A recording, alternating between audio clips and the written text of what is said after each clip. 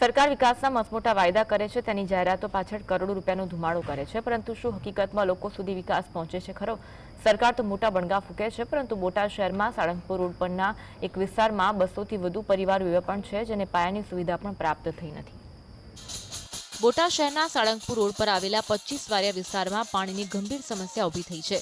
સ્થાનિક રહીશોને પીવાનું અને રોજિંદા ઉપયોગ માટેનું પાણી મેળવવા માટે 600 રૂપિયા ખર્ચીને ટાંકા ખરીદવા પડે છે, જે આર્થિક બોજ વધારે છે।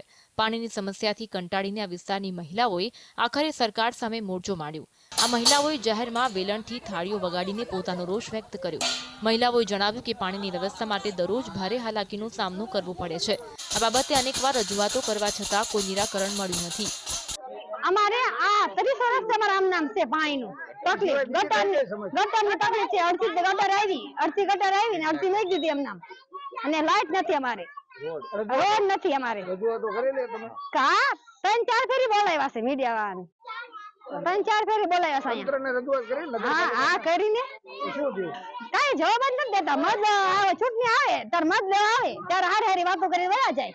પાણીના તો ટાંકા અમે બોલાવી છે, પાણીના ટાંકા બોલાવી છે અમે, જયારે ખાલી થાય ને એટલે પાણીના ટાંકા અમે બોલાવી લઈએ। પાણીની અમે 600 રૂપિયાનો ટાંકો આવે છે।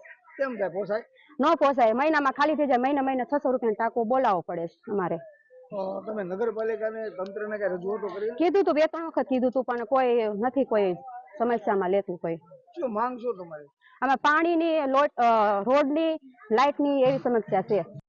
માત્ર પાણી જ નહીં, પરંતુ આ વિસ્તારમાં અન્ય પાયાની સુવિધાની સ્થિતિ પણ ચિંતાજનક છે। રોડ અત્યંત ખરાબ હાલતમાં છે। ડ્રેનેજ સિસ્ટમના અભાવે રસ્તા પર ગંદા પાણી વહે છે। આ રસ્તા પર સ્ટ્રીટ લાઇટ પણ નથી, જેથી રાત્રે અસામાજિક તત્વો અને અકસ્માતનું જોખમ રહે છે। સ્થાનિકોએ ચેતવણી આપી છે કે જો આગામી સમયમાં તેનું સમસ્યાનું નિરાકરણ નહીં આવે તો તેઓ જાડી ચામડીના સરકારી બાબુઓ અને નેતાઓને જગાડવા માટે ઉગ્ર આંદોલન છેડશે।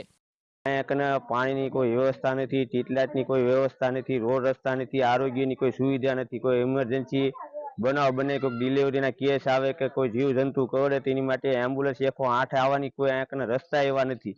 કાંઈક માણસોને પૂરી સુવિધા મળે, એના અભાવ કેટલા માણસોને બનાવ બન્યા છે। કેટલા વર્ષથી આ સમસ્યા છે? આ સમસ્યા 25 વર્ષથી છે અહીંયા।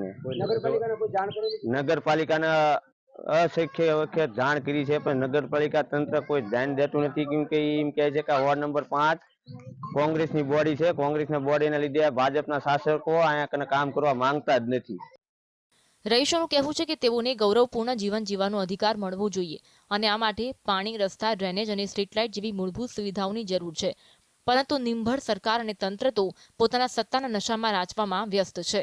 ધર્મેન્દ્ર લાઠીગરા, GSTV, બોટાદ।